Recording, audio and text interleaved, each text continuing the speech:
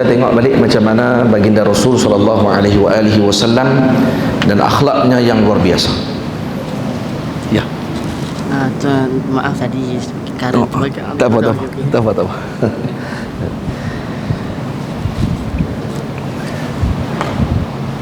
Di antara tanda akhlak ataupun contoh akhlak agungnya baginda Rasul sallallahu alaihi wasallam. Kalau kita nak cerita pasal akhlak Nabi, tak akan selesai pada malam ni dengan seluruh penceritaan. Ada seorang alim daripada Dubai. Alim tu daripada jadi mufti Dubai sekarang ini, iaitu Al-Imam Al-Syeikh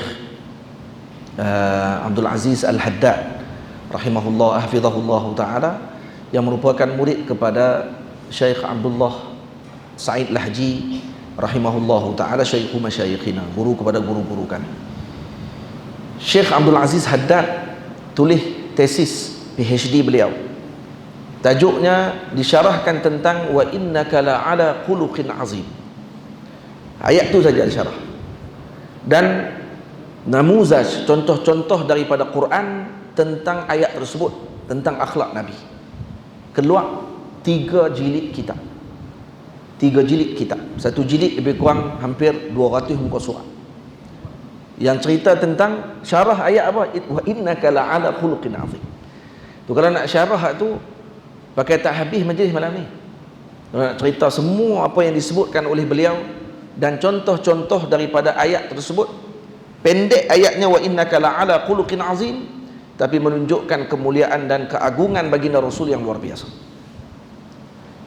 Sayyidatuna Aisyah radhiyallahu taala anha, hadis yang diriwayatkan oleh Al-Harith ibni Abi Usamah dan Al-Imam Al-Qaraiti, Ibnu Asakir, Abul Hasan Ibnu Dhahhak, daripada Sayyidina Amrah bintu Abdurrahman, kata beliau, aku telah bertanya kepada Sayyidatuna Aisyah radhiyallahu taala anha, sa'altu Aisyata kaifa kana Rasulullah sallallahu alaihi wasallam idza qala ma'a nisaihi, bagaimana Nabi waktu ketika bersama dengan isteri-isteri Nabi sallallahu alaihi wasallam. Maka apa jawab Sayyidina Aisyah? Qalat kana karajulin min rijalikum, Nabi macam suami-suami kamu.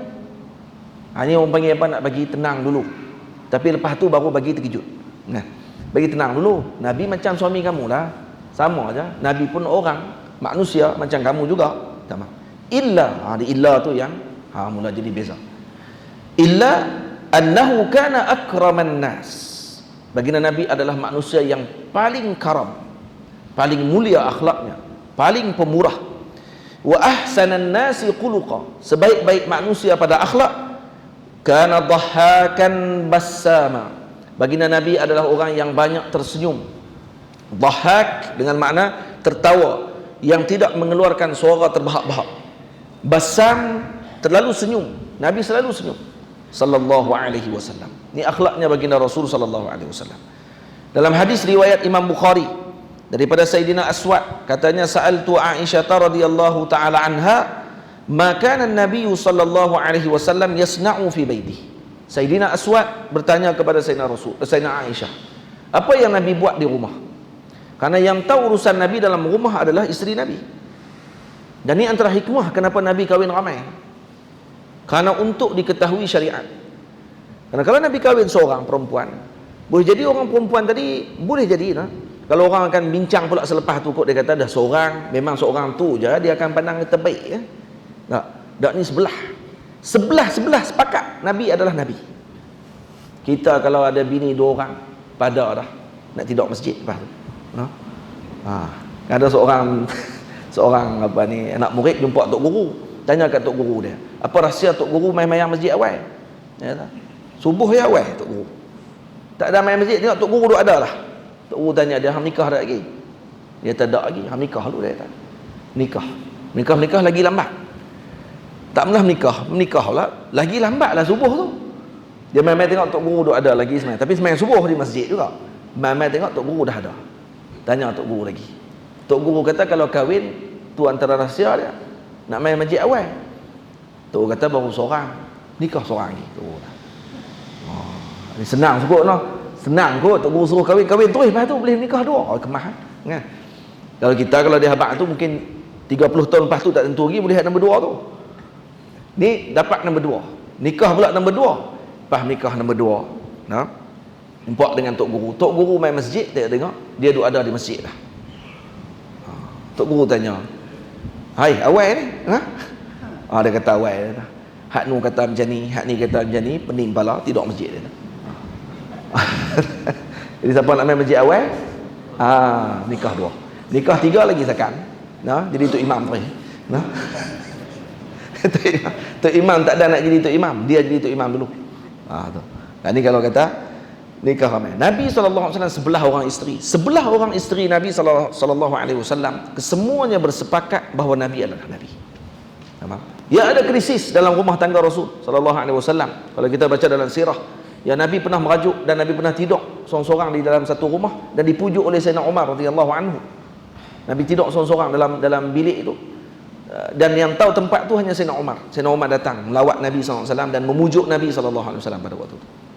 Dan Nabi kata, kalau Sayyidina Umar kata, "Ya Rasulullah, kalau Hafsah yang buat benda ni, aku akan ambil tindakan kepada dia.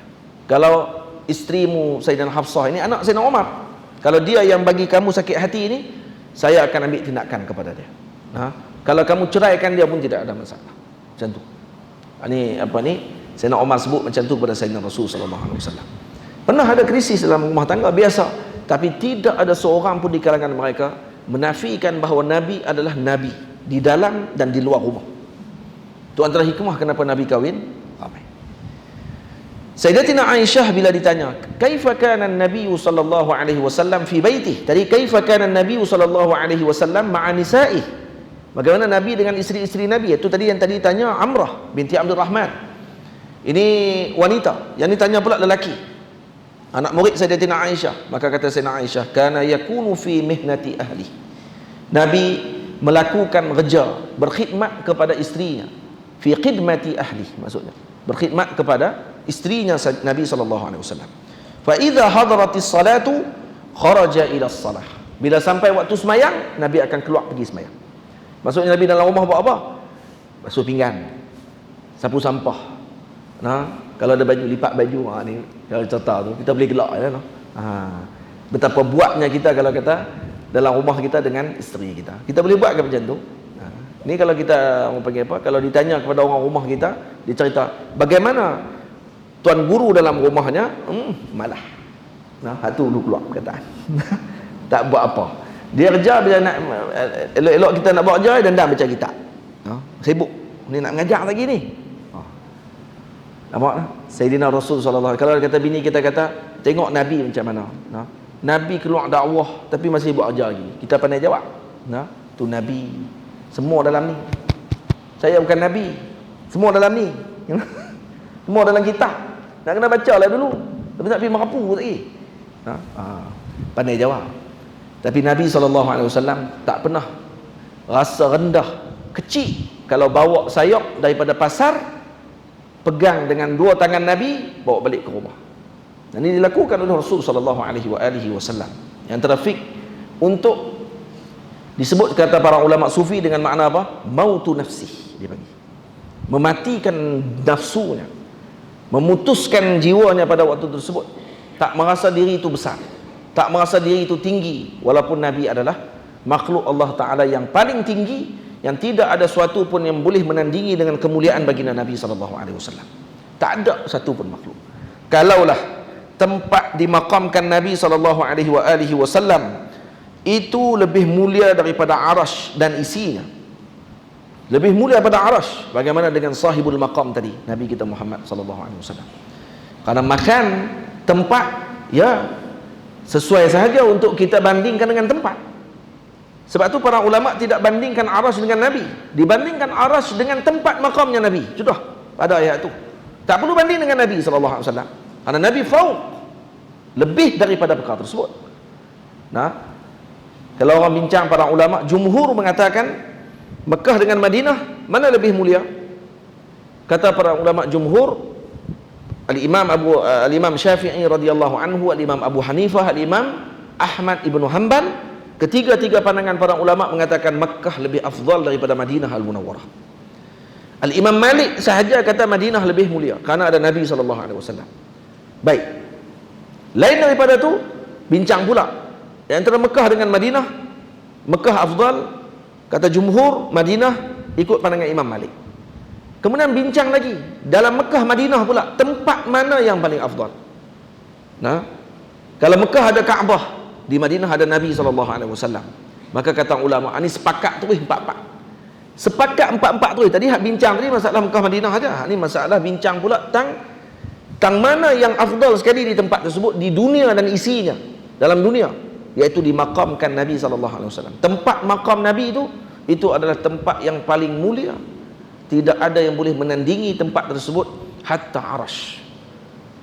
Hatta tempat makam Nabi itu lebih mulia daripada Arash. Baik bagaimana dengan Nabi SAW. Nah, dan kedudukan Nabi yang agung, seorang yang pernah bertemu dengan Allah Subhanahu wa taala, melihat Allah Subhanahu wa taala dengan mata kepala beliau. Dan kadang Allah tidak bertempat, dengan kadang Allah tidak berjisim, dengan kadang Allah tidak muhit bil asya, tak boleh diliputi dengan sesuatu. Nabi melihat, dan pandangan Nabi tadi melihat kepada Allah. Nabi masuk ke dalam syurganya Allah, Nabi melihat nerakanya Allah. Semuanya Nabi dah lihat. Dan Nabi melihat seluruh para Nabi pada waktu ketika mana Isra' dan Mi'raj. Dan waktu Nabi balik semula ke bumi Madinah Al-Munawwarah, ke Makkah Al-Mukarramah. Setelah pergi Madinah lagi, baru balik ke Makkah Al-Mukarramah. Keadaan Nabi boleh duduk dengan umat seperti biasa. Macam mana kekuatan Nabi SAW? Nah, nak naik ke langit, kalau kata orang nak naik ke langit, kalau kita tahu sendiri dalam NASA ke nak buat naik, tahu dia naik tak naik tu kita bincangan lain lah. Tu betul ke tak betul dia naik tu, tu nombor dua. Masalah kalau dia naik, apa yang dia akan buat? Macam-macam kursus. Kursus nak makan pun dia buat kursus. Nak makan atas angkasa macam mana? Nak semayang lagi macam mana? Kalau kata Islam lah, kalau tak Islam, dia nak terbang tu macam mana? Tu terbang tu pun kena pergi ni, bukan boleh pergi ikut dan naik. Kita ni kita pergi bagi baju untuk naik angkasa lepas. Boleh kita nak pergi naik. Silap tarik apa ni oksigen tu terlebih lagi, pengsan pula. Jadi macam mana nak buat? Kena ikut kursus. Nabi SAW malam tu dibawa oleh Allah pergi bertemu dengan Allah di tempat yang Nabi bertempat, Allah tidak bertempat. Tamam? Sidratil Muntaha, naik melepasi langit lapisan yang ketujuh sampai ke Arash, dan seumpama lebih atas daripada Arash lagi. Dan apa yang berlaku? Nabi balik dengan keadaan biasa. Sayyidina Musa alaihissalam balik dari Tursina selepas 40 hari, bermunajat dengan Allah, bercakap saja, kalimullah. Balik tak boleh dengar kalam orang. Huduhnya kalam manusia sampai dia kena tutup telinga, tak boleh dengar. Huduh, bukan dekat huduh, busuk. Tak boleh dengar dia. Dan tutup muka dia sampai wafat. Kata sebahagian, kata para muarrikhin, dalam sirah disebut, kata Sayyidina Musa setelah pulang daripada Tursaina, beliau menutup wajahnya dengan lapisan kain yang berlapis-lapis. Karena apa? Karena kalau dibuka lapisan kain tersebut, akan mati orang yang melihat wajah beliau, karena terlalu bercahaya. Sayyidina Muhammad bercakap dengan Allah, berbicara dengan Allah Subhanahu wa taala, tapi pulang dengan keadaan yang jiwa yang luar biasa. Dan begitu pun baginda Nabi dalam keadaan yang tenang, lenang, dan duduk dengan umat seperti manusia biasa. Lepas tu kalau ada orang kata Nabi ni orang biasa, ini orang tak kenal Nabi SAW. Orang kata Nabi ni manusia biasa. Nabi ni orang macam kita juga. Kalau lebih jahat lagi mulut disebut, Nabi pun berak kencing macam kita. Ni memang biadab, kurang ajar luar biasa ni. Orang macam ni tak patut menjadi guru. Orang begini patutnya dipenjarakan. Dipenjarakan. Kenapa? Karena terlibatan mereka dalam umat akan lebih menyebabkan kerosakan kepada umat Nabi SAW. Dan tak ada orang akan mengatakan Nabi Tuhan. Jangan duk bimbang benda yang Nabi tak bimbang. Ada orang duk bimbang, dia kata kalau kita duk agung sangat lagi, duk kata Nabi, orang kata Nabi Tuhan macam Nabi Isa. Ya Allah, tu kata tak kenal. Kalau kenal Nabi, kamu tak akan sebut macam tu, kerana Nabi dah sebut dalam hadis, la inni la akhwafu asyirk ala ummati, aku tak bimbang umatku berlaku syirik. Dan tak ada orang akan mensyirikkan Allah dengan menyebutkan Nabi Tuhan. Dan Nabi dijaga oleh Allah daripada umat menyebutkan dia Tuhan. Tapi orang lain di kalangan umat, ya ada yang tidak selamat daripada benda tersebut. Sebab tu ada umat Ayah Pin mengaku Tuhan dan kerajaan langit. Tapi Ayah Pin tak kata Nabi Muhammad pun Tuhan. Dia tak kata. Dan tak terlintah dalam lidah dia dan otak fikiran dia yang bodoh tu untuk kata Nabi Tuhan. Takkan tersebut. Kenapa? Kerana terjaga Nabi kita Muhammad sallallahu alaihi wasallam daripada perkara tersebut. Nampak? Ya tu. Jadi ini kedudukan Nabi yang mulia. Kalau kita kenal macam tu, insya-Allah orang tadi kalau nak cakap tentang Nabi dia akan hati-hati. Kena peringat dulu elok-elok. Ni Nabi ni bagaimana dengan Allah? Lebih lagi lah. Lebih lagi kalau nak cakap pasal Allah, lebih lagi dia kena mengaji. Ni tentang Allah senang-senang cakap. Allah ada apa ni, bertempat, Allah duduk di arasy, Allah nak tergelak kita baca. Kalau puak ni bercakap, kita jadi nak tergelak. Lucu. Tapi nak cakap lagi berat lagi, Allah ada kaki, Allah ada tangan. Saya jumpa seorang kawan saya, orang daripada apa ni, Canada. Dia main mengaji di Azhar, orang kulit hitam. Naik bah dengan saya, sembang. Lepas tu dia kata kat saya, dia kata kami alhamdulillah, dia kata saya ni mai ke Azhar, jumpa dengan masyayikh. Namanya Abdul Syukur. Syekh Abdul Syakur nama dia kawan saya. Dia kata kalaulah saya tak mai ke Azhar ni mengaji, dia kata tak tahulah saya jadi apa dia. Kemungkinan saya murtad balik boleh jadi. Dia kata saya masuk Islam, dia kata. Dia convert, masuk Islam. Dia kata mula masuk Islam kalau di Kanada, dia kata mula sekali memang akan jadi puak tu dulu. Puak apa? Tak payah sebut lah puak apa. Tuan faham kot no? Puak bid'ah orang ni lah. Hak nu bid'ah, hak ni bid'ah, hak nu tak kena, ni tak kena, ni kapiak apa semua kali. Dia kata pergi jumpa mula-mula puak tu pesan dah. Dia kata jangan duduk pergi dekat dengan geng-geng tasbih tu. Ni hak duk pegang tasbih ni. Tu bahaya tu puak tu. Tu geng ahli bid'ah. Jangan duduk dekat dengan mereka. Dia pun takut lah. Puak-puak ni bahaya, pemahaman dia bahaya. Takut. Kamu baru masuk Islam. No? Dan bila dah jadi macam tu, bila dia dah mengaji, dia pun duk baca Quran, dia main dah ayat-ayat yang bila kan baca terjemahan, tak baca tafsir tak boleh, tak ada pengetahuan bahasa Arab. Jadi main ayat Quran, summastawa 'alal 'arsy. Kullu syai'in halikun illa wajhah. Semua akan hancur melainkan wajhah. Wajah tu apa dia maknanya? Allah istiwa atas arasy. Apa makna istiwa tadi? Bincang tu. Ya, akhirnya pergi jumpa dengan syekh-syekh dia ni lah, hak mula-mula masuk Islam tu. Dia pergi jumpa tanya. Dia kata wajah tu apa makna dia lah? Dia kata wajah tu wajah. Kullu syai'in halikun illa wajhah. Jadi kullu syai'in halikun illa wajhah maksudnya wajah Allah tak hancur lah, hak lain hancur. Maksudnya tangan Allah hancur, kaki Allah hancur, wajah dia tak hancur. Dia kata kalau ikut dah macam tu dia kata. Hak puak tu pun. Dia kata kalau macam tu baik Kristian lagi kemah, dia kata. Kurang-kurang Tuhan dia ada kaki tangan juga walaupun duduk kat salib. Duduk kena salib, dia kata. Tu kan anak Tuhan, dia kata. Sebahagian dalam mazhab Kristian kata tu Tuhan. Nabi Jesus, ini Sayyidina Isa alaihissalam adalah Tuhan. Bahagian kata anak Tuhan. Dia pun khilaf lah tu. Khilaf mazhab dia pun. Tuhan ke anak Tuhan ni. Jadi dia kata baik lengkap, dia kata tu ada kepala, tangan ada, kaki pun ada, dia kata. Elok lagi, itu Tuhan kami, dia kata. Hak dulu. Dan dia kata hampir-hampir murtad dia kata. Lepas tu dalam Quran Allah Taala sebut yadullah fawqa aydihim. Yadun kalau terjemah dengan tangan. Lepas terjemah tangan. Dia kata tangan tu satu disebut. Tangan satu lagi pergi mana? Dia tangan Allah satu. Tangan kita pun dua. Dia kata tangan Allah satu tapi sempurna. Gila lagi, dia kata. Lagi gila. Lagi pening, dia kata, dan hampir murtad kata beliau. Di surat saya dia kata hampir murtad. Dan akhirnya dia kata tak ada jalan lain, dia kata melainkan jumpa geng tasbih, dia kata tu duduk dalam masjid ada pegang tasbih, dia pergi jumpa depa pula lah. Pergi jumpa dengan depa, dia tanya yadullah fawqa aydihim, maka dia pun terang kata dalam Quran ada ayat mutasyabihat, ada ayat muhkamat. Ni syekh yang pegang tasbih pula syarah. Ayat mutasyabihat dia ada dua mazhab para ulama pegang. Yang pertama mazhab tafwid, yang kedua mazhab ta'wil. Para ulama salaf dan ulama khalaf berpegang dengan dua pandangan ini, dan kedua-duanya adalah ta'wil sebenarnya. Tafwid juga adalah nau' minat ta'wil. Ini dipanggil ta'wil ijmali. Manakala ta'wil pula ta'wil tafsili. Ta'wil dengan cara perinci, dan ada ta'wil yang secara ta'wil yang tapi tidak terperinci. Ta'wil secara umum. Tafwid juga ta'wil sebenarnya. Tapi ta'wil secara ijmal, secara umum. Jadi yadullah fawqa aydihim. Maka para ulama salah menterjemahkan dengan makna ini yadun. Allah sebut ayat tu dalam Quran. Maknanya kami tak tahu. Tapi dia ada makna. Bila sebut makna kami tak tahu, ada makna lah, tapi kami tak tahu. Bila kita kata saya tak tahu makna dia, maksudnya ada lah makna. Tapi kami tak tahu makna dia. Dan Allah tidak boleh dikaifkan. Tak boleh kamu sifatkan dia dengan bentuk macam tu. Sebab tu dipanggil ayat-ayat ni dipanggil sifat khabariyah. sifat khabariyah, maksudnya Allah khabarkan dalam Al-Quran dengan ayat tersebut, kamu beriman saja dengan ayat tadi. Ayat tu ada dalam Quran, jangan duk buang. Jangan duk kata ada ayat ni tak ada, kita kena tukar ayat ni. Ada tak boleh, itu haram. Kerana kita tukar ayat Quran, tak, ayat ada, kami tak faham makna. Makna Allah Ta'ala tahu. Habis itu yadun dengan makna tangan, tak boleh terjemah tangan, kerana tangan salah satu daripada makna yad. Yad juga boleh jadi dengan makna apa dia? Kuat, kudrah, kuasa. Ha? Jadi kamu ada terjemah apa? Takkan nak terjemah satu sudut saja dengan makna tangan Allah, tak boleh. Kenapa tak terjemah kudrah Allah?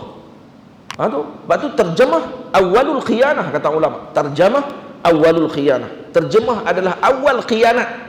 Ketika mana diterjemahkan benda yang tak patut terjemah. Sebab tu yang patutnya apa dia? Dijalankan seperti ayat tadi, dijalankan. Yadullah fawqa aydihim. Summa stawa 'alal 'arsy. Istiwa dengan makna apa? Istiwa dalam Quran ada disebut dalam Quran, kami tak faham makna. Itu salah pada Allah Taala. Faham? Manakala mazhab Khalaf pula kata takwil. Takwil dengan makna yang yaliq bagi Allah Taala, yang layak bagi Allah. Istawa dengan makna istaula. Allah menguasai arasy. Kalau arasy Allah kuasai, alam dunia ni tak ada apa bagi Allah, kerana arasy adalah sebesar-besar makhluk Allah Subhanahu wa taala. Sebesar makhluk Allah Taala adalah arasy. Faham? Jadi apa ni, kalau Allah kuasai arasy, maksudnya apa dia? Makhluk yang lain semuanya di bawah kekuasaan Allah Subhanahu wa taala. Tak ada untuk kamu katakan Allah tidak akan menguasai kamu. Itu maksudnya. Jadi istawa dengan makna istaula, tu dengan takwil. Kalau dengan tafwid, kami serah makna kepada Allah. Itu maknanya. Tak boleh terjemah ayat tu.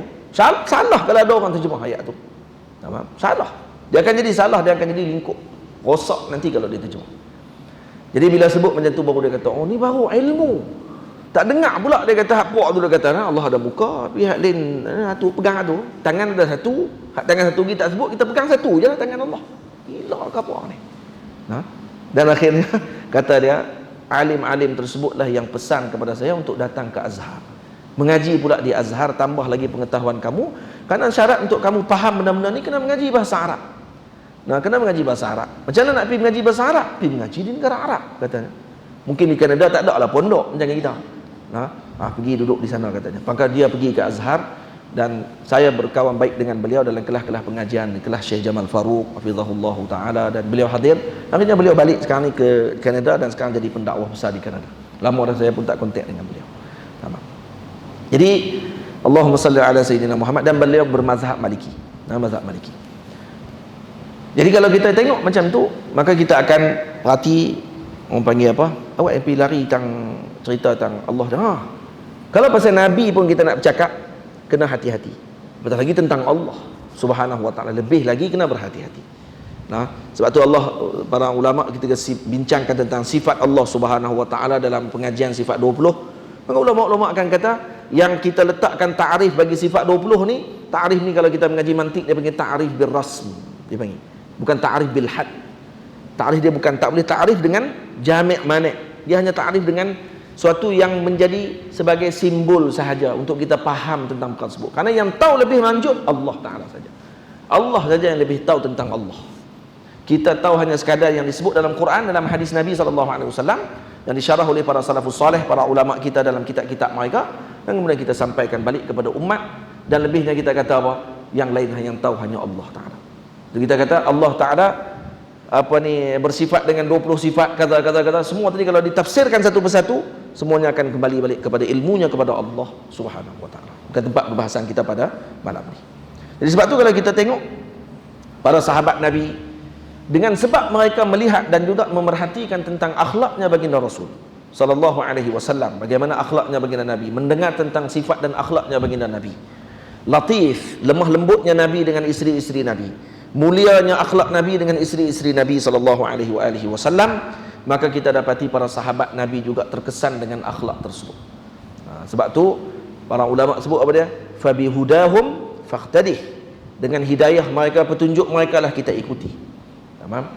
Jadi kita ikuti dengan apa yang disebutkan juga tentang para sahabat. Saya satu hari dalam hadis riwayat Imam Muslim, Sayyidina Rasul sallallahu alaihi wasallam bertanya kepada isteri Sayyidina Abil Haytham ibnu Tayyihan, sahabat Nabi yang duduk dekat dengan Quba. Nabi tanya kepada isterinya, aina zawjuka? Di mana aina zaujuki? Di mana suami kamu pergi? Ni hari yang cerita dia panjang dalam Syama'il. Sebut Nabi hari itu lapar. Katanya waktu ni tengah hari. Nabi keluar. Bila keluar daripada rumah, selisih dengan Sayyidina Abu Bakar. Sayyidina Abu Bakar pun main rumah Nabi juga. Nabi tanya, apa kamu buat waktu ni wahai Abu Bakar? Waktu ni maksudnya orang duduk tidur, duduk rehat kan. Nabi tanya, kamu buat apa ni hari ni? Kata dia, saya main nak tengok Nabi, dia kata.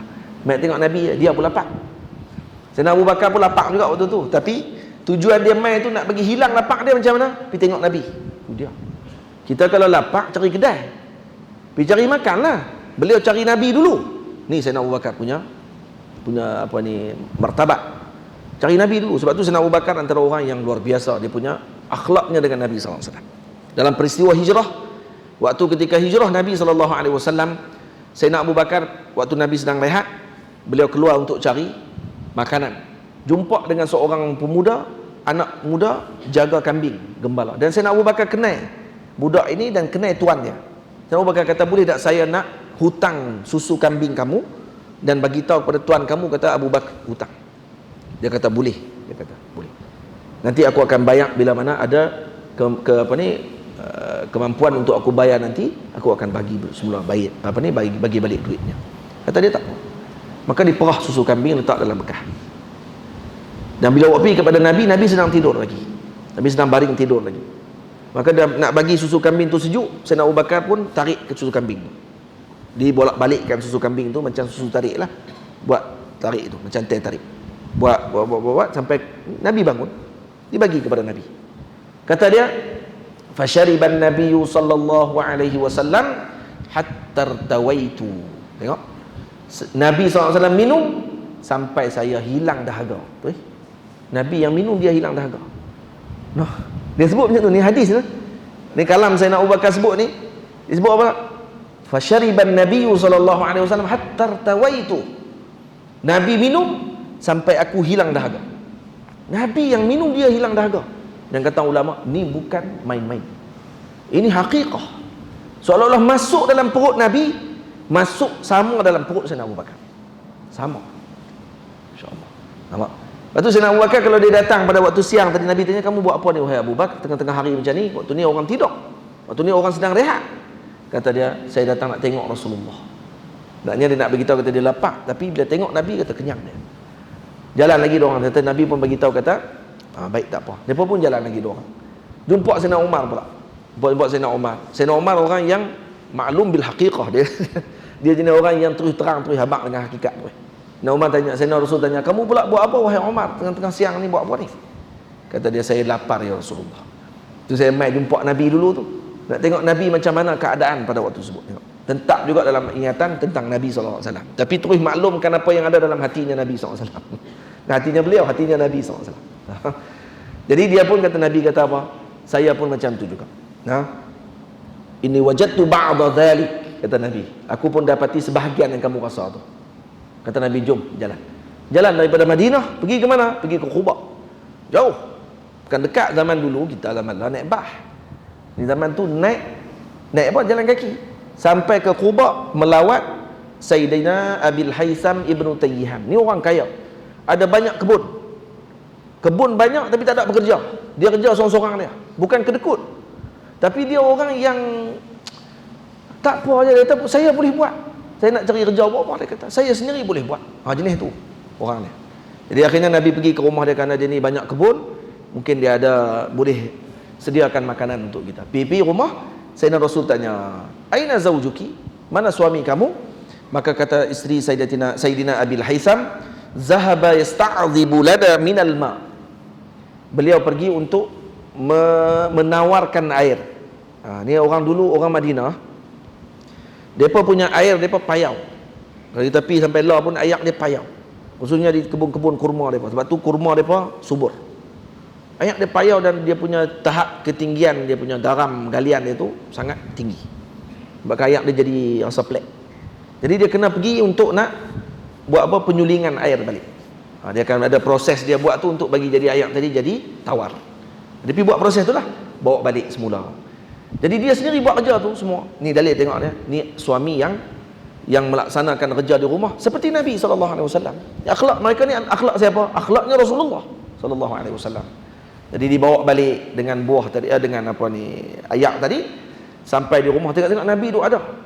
Apa lagi kegembiraan, no? Kita gembira tak kalau kata mai balik rumah tengok-tengok ada apa ni, orang besar duduk di rumah kita.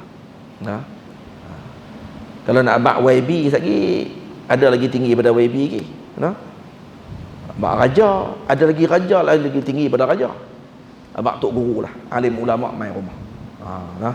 Alim ulama mai rumah, duduklah rumah kita waktu tu. Hak mai pula ni bukan calang. Rasulullah. Sebab apa saya sebut macam tu ibu ayah semua? Sebab apa saya sebut macam tu? Sebab nak betulkan pemikiran masyarakat kita ni. Masyarakat kita ni, masyarakat yang masih lagi meninggikan pemimpin daripada tok guru. Betul tak betul? Tak aku. Nah. Ni kalau mai YB dalam majlis ni dengan tok guru ada. Silap-silap tok guru tinggal belakang. Dia layan YB lagi. Tambah kalau MB mai. MB mai, tok guru ada dalam majlis. Dia tinggal tok guru habis semua, layan MB. Betul tu. Apa? Betul tak? Ngaku je lah. Nah. Bukan orang sini. Mengaku bagi pihak orang lain. Saya pernah pergi ceramah. Kita pernah pergi majlis. Bagi ceramah ni, habis ceramah, lepas habaq kat kita. Satgi MB akan YB akan mai lagi minta apa ni, ustaz pergi duduk kat kursi tu. MB akan duduk kursi, apa ni, YB akan duduk kursi ni. Macam tu. Saya kata tadi panggil ceramah. Dia panggil lah YB tu ceramah. Macam tu. Nampak? Siapa pun. Ni dia tak apa nak erti sikit untuk muamalah orang kita kadang-kadang. Ada main ni dia minta YB pula duduk dekat kerusi yang mulia, tok guru kena berdiri belakang. Ini tak ada hormat sebenarnya. Dia tak tahu mana kedudukan sepatutnya dimuliakan pada waktu itu. Wa syaraful ilmi fawqa kulli syaraf. Ilmu lebih tinggi daripada semua benda. Hatta lebih tinggi daripada para raja.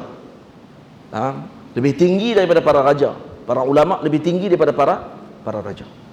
Karena mereka pewarisnya Nabi SAW. Warasul Nabi lebih tinggi daripada perkara tersebut. Dan mereka tidak inginkan ketinggian tadi. Tapi kita kena reti tentang kedudukan tersebut. Karena Nabi kata anzilin nas manazilahum. Letakkan kedudukan manusia pada kedudukannya. Ya, YB, pemimpin-pemimpin mulia. Tapi ada lebih mulia lagi. Lepas tu kalau makan nak basuh tangan siapa dulu? Ulama bincang. Nak salam dengan orang, nak salam dengan siapa dulu? Ini kita tak raih. Kita tak mengaji bab tu kadang-kadang. Dan kalau mengaji kadang kita tak beramai. Mengaji tapi tak beramai. Kita nak salam dengan siapa kalau masuk majlis? Kita pergi rumah kenuri. Depa buat baca tahlil. Duduk macam ni. Duduk keliling ni, keliling duduk macam ni. Kita nak salam siapa dulu pak cik kalau masuk? Biasa pak cik duk buat macam mana? Salam orang hak kanan dulu, betul tak? Kita masuk kanan, hak mula kanan. Kanan kita salam dulu. Dalam majlis tu tengok ada tuan imam dalam majlis tu. Tuan imam duduk dalam majlis tu. Tok imam, tok guru. Kita nak buat apa? Nak salam mana dulu? Salam dia dulu. Jangan salam dengan hak kanan tu dulu. Salam hak yang paling mulia dalam majlis tu dulu. Kemudian baru kanan dia. Hak tu baru betul. Ini disebut oleh Syekh Abdul Fattah Abu Ghuddah dalam kitab beliau Min Adabil Islam. Ini adab yang banyak ditinggalkan oleh orang Islam. Adab kecil saja. Contoh kita duduk bersembang ramai-ramai macam ni. Anak murid mai kat tok guru. Tok guru tengah duduk sembang dengan kawan-kawan dia. Baik, dia nak salam siapa dulu? Salam dengan tok guru dulu. Kemudian baru salam dengan orang kanan tok guru. Hak belah kanan tok guru, bukan orang kanan. Kanan tok guru. Baru salam. Pusing. Tamam. Kalau ada dua tok guru, ambil yang tua. Salam hak tua dulu, kemudian baru salam hak muda. Tamam. Hak ni berlaku Syekh Abdul Fattah kata, Syekh Muhammad Awamah, anak murid Syekh Abdul Fattah Abu Ghuddah, dalam kitab dia sebut. Dia kata satu hari Syekh Mufti Halab pada waktu tersebut, saya terlupa nama beliau, As'an Abji. Syekh As'an Abji Mufti Halab. Syekh As'an Abji datang ke madrasahnya Syekh Muhammad Awamah, guru kami. Syekh Muhammad Awamah duduk di Madinah Al-Munawwarah, muhaddis kabir. Beliau katanya waktu itu dia masih mengaji. Dalam majlis itu ada dua orang, Syekh Abdul Fattah Abu Ghuddah dan Syekh As'an Abji. Waktu Syekh As'an Abji bangun, anak-anak murid main nak salam. Syekh Muhammad Awamah kata aku pi waktu tu jumpa dengan tok guru aku dulu, Syekh Abdul Fattah Abu Ghuddah. Waktu aku nak salam dengan dia, apa kata Syekh Abdul Fattah? Syekh awal, kata dia. Syekh awal. Pergi kat Syekh dulu, hak pertama. Maka kata dia, aku pun pergi salam dengan Syekh yang As'an Abji yang lebih tua daripada Syekh Abdul Fattah Abu Ghuddah. Mai kawan aku pula, kata dia, dah tengok-tengok aku dah salam dengan ni, ambil peluang salam lah dulu dengan hak syekh ni. Dah kawan ni salam hak syekh pertama, hak ni salam lah hak syekh yang kedua ni. Nak salam tu lagi kena marah teruk. Syekh awal dia kata, ni syekh dulu, baru salam hak nombor dua. Sampai macam tu sekali ulama-ulama ajak anak-anak murid mereka. Dan tu dipahat dalam otak mereka. Saya rasa cerita tu terbalik. Bukan Syekh Muhammad Awamah yang salam mula-mula, kawan dia salam dulu. Syekh suruh salam dengan tok guru, kemudian Syekh Muhammad Awamah nak pergi salam dengan tok guru dia kata, "Tak, salam dulu." Tu macam tu dulu. Faham? Yang ni kita jarang beramai yang ni. Kita kalau masuk Masjid Kenduri, tu kita pergi tala dulu. Tala siapa dulu? Tala ikut dan kita. Nah. Hak duduk tepi budak-budak, kita salam budak-budak dulu. Salam tok guru lah kali. Tok guru duduk belah kiri. Dia siapa suruh duduk kiri? Oh, dia kata pula. Siapa suruh duduk kiri? Dia kata, amboi. Ni dia kata, hati-hati lah. Salam macam tu. Sampai macam tu sekali ulama-ulama ajak kita. Jadi kalau kata, bayangkan kalau kata yang datang tadi rumah kita tu orang-orang yang mulia macam tu, bagaimana keadaan? Nah, yang datang pula Sayyidina Rasul sallallahu alaihi wasallam, bagaimana keadaan dan perasaan pada waktu tersebut? Sangat gembira pada waktu. Saya nak Abil Haitham bawa Nabi pergi ke kebun kurma dia. Dihamparkan permaidani. Diletakkan Nabi di bawah kebun tersebut, di bawah permaidani tadi. Kemudian dibuat apa? Dicantah tandan kurma. 2-3 tandan metak depan Nabi. Sampai hak yang masak tak masak pun duk ada. Nabi kata, "Kenapa tak pilih yang masak saja wahai Abul Haitham?" Dia kata, "Ya Rasulullah, saya nak kamu sendiri pilih yang kamu berkenan ya Rasulullah." Kalau saya pilih lagi, itu yang saya berkenan. Tak, saya nak yang kamu pilih ya Rasulullah. Sampai tahu tu. Betul. Dia kata kepada Nabi, "Ya Rasulullah, tunggu sekejap. Makan dulu yang ni, minum dulu yang ni, ayak-ayak ni, ayak sejuk ni, saya nak pi bakar kambing pula," kata dia. Dia tak nak pi bakar kambing, tunggu sat. Nah, saya nak Nabi pesan kat dia. Nak pesan. Jangan sembelih kambing yang ada anak, jangan sembelih kambing yang sedang mengandung, jangan sembelih kambing yang sedang menyusu, sembelih kambing yang lain daripada tu. Saya takut kita sembelih semua pula lagi. Nah. Dia kata, "Baik ya Rasulullah." Maka dia sembelih kambing lalu dihidangkan kepada Nabi sallallahu alaihi wasallam. Dan Nabi kata apa? Nabi kata, di bawah pohon kurma yang redup, minum air yang sejuk, maka ni semua akan disoal oleh Allah Subhanahu wa taala nanti di akhirat. Ini apa nikmat lagi yang kita dapat pada hari ini melainkan perkara ini. Faham? Dan Nabi kata kepada Sayyidina Abil Haitham, "Tengok ni, orang bila buat baik dengan kita, kita kena balas baik balik. Ini bukan rasuah. Ni orang panggil bagi balik. Kamu ada tak?" Kata Sayyidina Rasul, "Wahai Abul Haitham, saya tengok kamu bekerja seorang-seorang. Kebun kamu luah. Tak ada pekerja." Dia kata, "Tak ada ya Rasulullah." "Baik, disebabkan kamu buat baik kepada kami, nanti kalau balik daripada perang," kata Nabi, "kalau ada hamba yang kami dapatkan daripada peperangan, marilah," kata Nabi, "jumpa dengan aku akan bagi seorang sebagai pembantu kamu." Kata Sayyidina Abil Haitham, "Baik ya Rasulullah." Balik daripada peperangan berlaku, ada sungguh beberapa orang hamba, dan Nabi panggil Sayyidina Abil Haitham. Sayyidina Abil Haitham main. Dia kata, "Ya Rasulullah." Dan Rasulullah kata, "Dulu suruh saya main kan?" "Ni saya main," kata dia. Nabi kata, "Pilih. Nak yang mana hamba yang untuk bantu kamu dalam kerja kamu?" Kata dia, "Ya Rasulullah, saya nak yang kamu pilih ya Rasulullah." Yang Nabi pilih itu yang terbaik. Dia tak ada pilihan dia langsung. Sayyidina Abil Haitham, ini orang yang luar biasa akhlaknya ya Rabbi. Kata, "Kamu yang pilih ya Rasulullah." Nabi kata, "Kalau begitu al-mustasyar mu'taman." Orang yang diminta isyarat ataupun yang diberikan pandangan, diminta pandangan, maka dia perlu amanah dengan pandangan dia. Kata dia, "Pilihlah yang ini kerana aku melihat dia solat," kata Nabi. Ni ambil yang hamba seorang ni, dia solat. Tamam. Jadi dia ambil, hamba tadi bawa balik. Sampai saja di rumah. Tamam. Kemudian Nabi pesan kepada dia sebelum tu. Nabi kata, "Aku pesan kepada kamu, buatlah baik kepada hamba ini." Nah, buat baik kepada dia. Tamam. Balik rumah, balik jumpa dengan bini dia. Bini dia kata, "Alhamdulillah," kata dia, kata, "Alhamdulillah Rasulullah bagi hamba seorang untuk bantu saya di kebun." Dan Nabi pesan kata suruh buat baik kat dia. Bini dia pula balas. Bini dia kata, "Abang tak buat baik lagi sebenarnya. Masih tak melaksanakan lagi arahan Nabi SAW. Buat baik kepada dia." Dia kata, "Aku tak buat baik, aku tak tibai dia pun." Dia kata, "Aku tak buat apa lagi pun ni, suruh buat kerja pun tak lagi." Kata dia, buat baik kepada hamba yang terbaiknya apa dia? Bebaskan dia. Hak tu betul-betul. Allah. Tengok bini pula, Masya Allah. Luar biasa. Nah, lalu kata Abul Haitham, "Kalau begitu, aku bebaskan dia di jalan Allah." Nabi kagum dan bangga dengan keluarga ini. Keluarga Sayyidina Abil Haitham Ibnu Tayyihan, Nabi kagum dengan keluarga yang begini. Kenapa? Karena istrinya juga punya pandangan yang luar biasa, akhlak yang luar biasa. Nampak?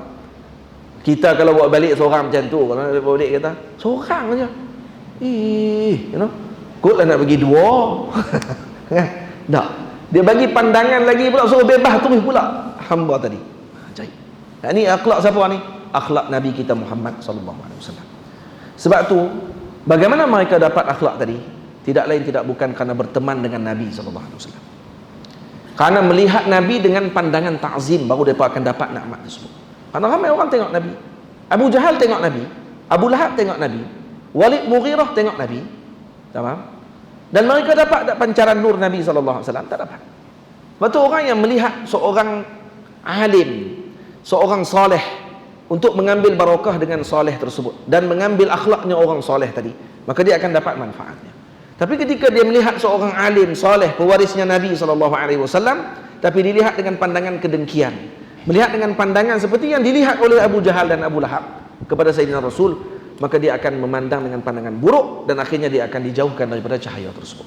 Dia akan tetap buta dengan jalan tadi. Karena itu pandanglah kita dengan orang-orang soleh dengan pandangan seperti yang dipandang oleh para sahabat Nabi kepada Sayyidina Nabi SAW. Moga kita akan dapat pancaran cahaya tersebut insya-Allah ta'ala. Jadi saya dah cakap panjang hari ini. Cerita terakhir saya. Cerita terakhir. Para sahabat, walaupun mereka ini orang yang orang panggil apa ni, Allahumma salli ala sayyidina Muhammad, yang latif, lemah lembut, mereka suka bergurau dan seumpamanya, tetapi ketika mana mereka berada dalam hakikah, mereka akan menjadi orang yang rijal dalam bidang tersebut. Maksudnya kalau mereka berada di tikar solat, mereka rijal. Waktu itu tak ada dah dalam otak mereka melainkan Allah. Ketika mereka di medan perang, tidak ada dalam hati mereka melainkan agama Allah Ta'ala.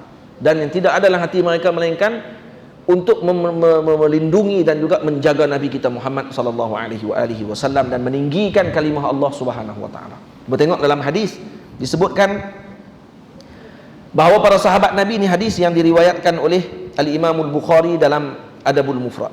Katanya kana ashabun Nabi sallallahu alaihi wasallam yatabadahuna bil bittih. Apa yatabadah? Yarmuna bil bittih. Itu dia. Yarmuna, dia pula lagi tak faham. Ustaz aku nak syarah bagi kami faham, yakni membaling lawan dengan lawan baling buah temikai. Para sahabat ni punya bergurau sama-sama mereka, pernah bergurau sambil pakat lawan baling buah temikai. Sebagian kata bitih tadi dengan makna qishrul bitih. Bukan baling buah temikai, jam lah kalau itu tak kepala Pak Long. Puak tak kepala orang tu jam tu. Dia berkata baling qishrul bitih. Jadi dihazafkan mudhaf. Ini qishrul bitih hazaf. Dia bitih dia dengan makna qishrul bitih, kulit temikai.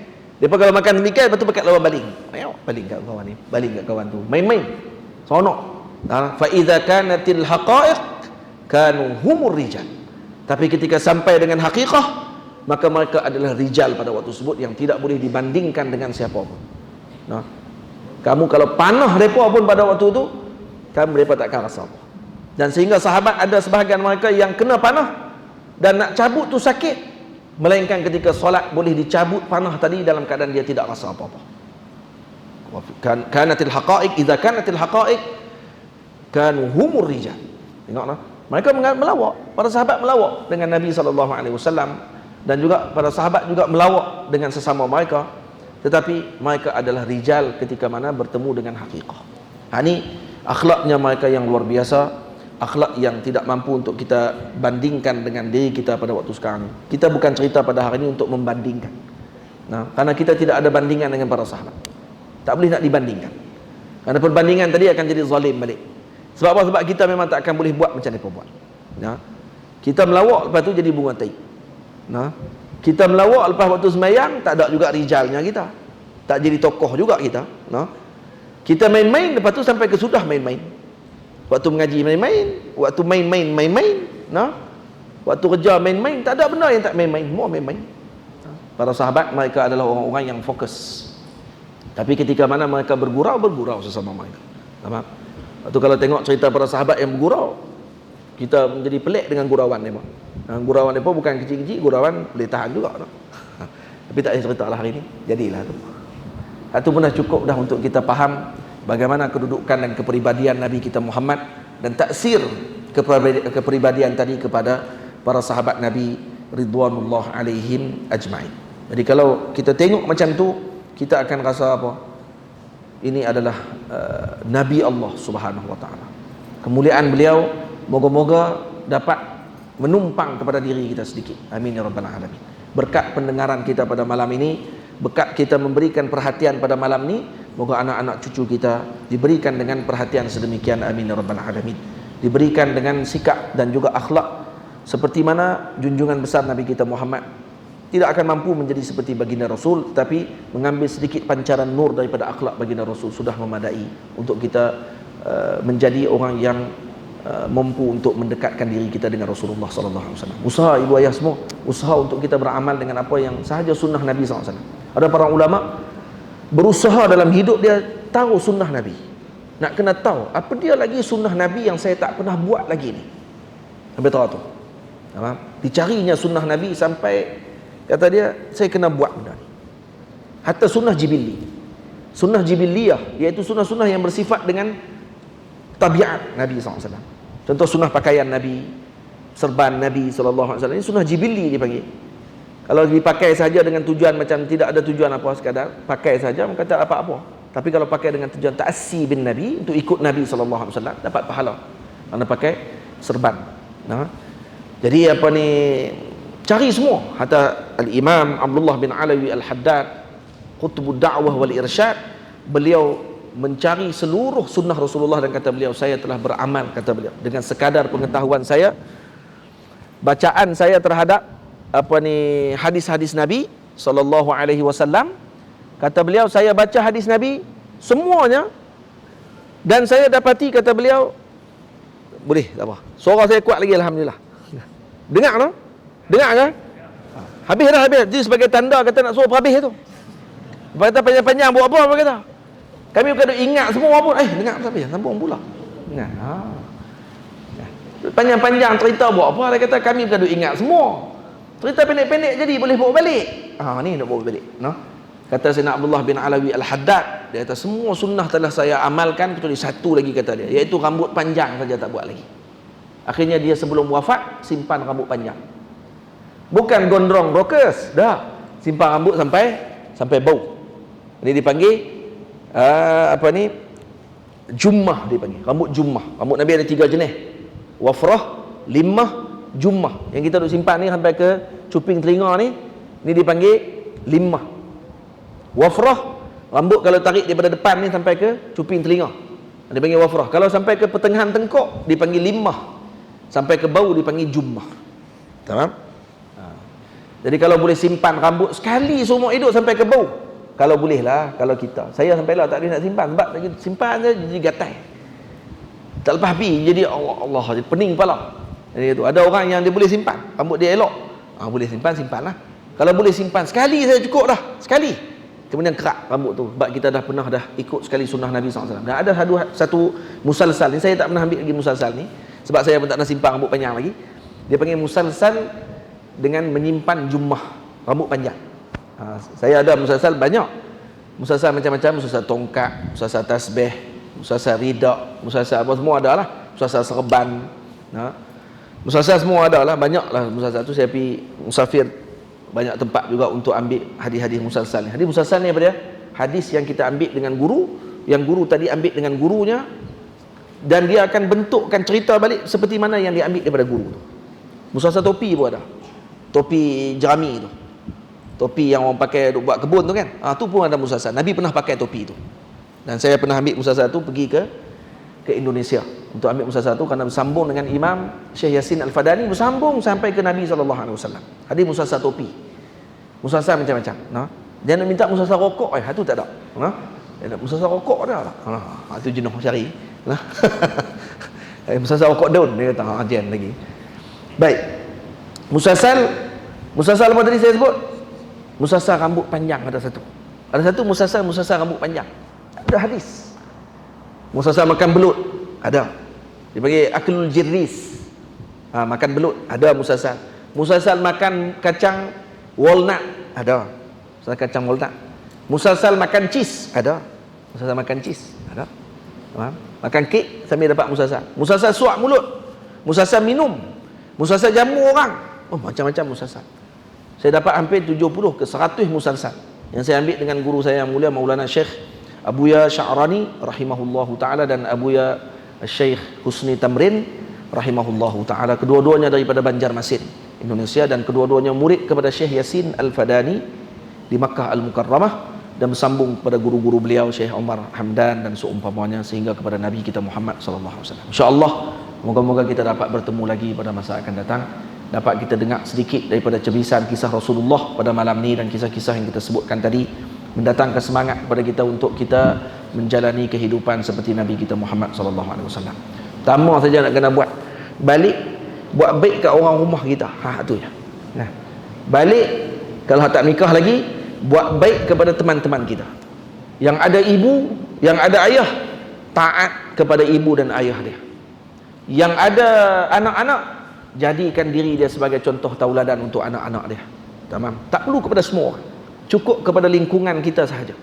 Menjadi idola bagi lingkungan kita sudah memadai. Biar anak kita melihat idolanya adalah ibunya, idolanya adalah ayahnya. Dan biar ibu kita memandang bahawa inilah anak yang misali, anak yang luar biasa, karena berakhlak seperti akhlaknya junjungan besar. Kalau jadi murid, biar murid yang berakhlak kepada gurunya, dan biar jadi teman yang berakhlak kepada temannya. Dan kalau jadi pemimpin kepada masyarakat, menjadi seorang yang berjiwa seperti Nabi kita Muhammad kepada umat Nabi SAW. Bersifat rahmat kepada umat Nabi, bersifat kasih kepada umat Nabi, bersifat sayang kepada umat Nabi, dan tidak akan melakukan zalim kepada umat Nabi SAW. Kalau kata semua orang ada sikap tadi, insya-Allah dengan kapasiti keperluan yang kita ada saja dalam diri kita, insya-Allah kita telah mendapatkan sedikit nur Nabi kita Muhammad sallallahu alaihi wasallam. Qul qouli hadza astaghfirullahal azim li wa lakum. Assalamualaikum warahmatullahi wabarakatuh. Saya terlupa. Kalau jadi isteri, tu terlupa pula. Jadi sudah tak suami saja. Kalau jadi isteri yang taat kepada suaminya. Yang tu adalah nikmat yang paling besar. Ada seorang perempuan, nenek kepada seorang ni, katanya dia pernah jumpa Nabi secara jaga di depan makam Nabi SAW.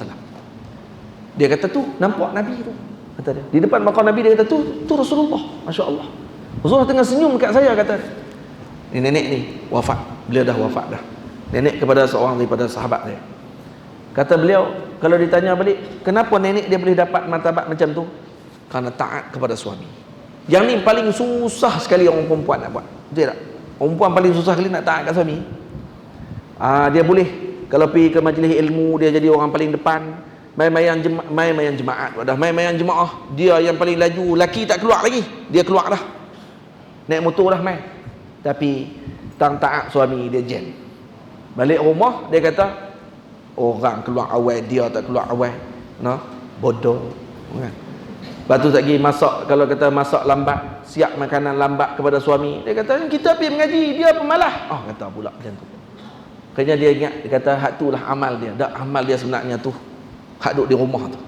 Hak kita duduk rasa tu tiang kayu saja dalam rumah tu. Hak itulah syurga kita. Kalau buat baik yang tu, insya-Allah syurga kita dan dekat dengan Nabi kita Muhammad SAW. Jadi sekat dulu, alhamdulillahirabbil alamin. Assalamualaikum warahmatullahi wabarakatuh. Ya. Bismillahirrahmanirrahim. Alhamdulillahirabbil alamin. Wassalatu wassalamu ala asyrafil mursalin wa ala alihi wa sahbihi ajma'in. Rabbana atina fid dunya hasanah wa fil akhirati hasanatan wa qina adzabannar. Rabbana hab lana min azwajina wa dhurriyyatina qurrata a'yun waj'alna lil muttaqina imama. Allahumma arzuqna al-istiqamata wal ikhlas. Allahumma inna nas'aluka mutaba'ata li sayyidina Muhammadin sallallahu alaihi wasallam fil aqwali wal af'al. Wa sallallahu ala sayyidina Muhammad wa ala alihi wa sahbihi ajma'in.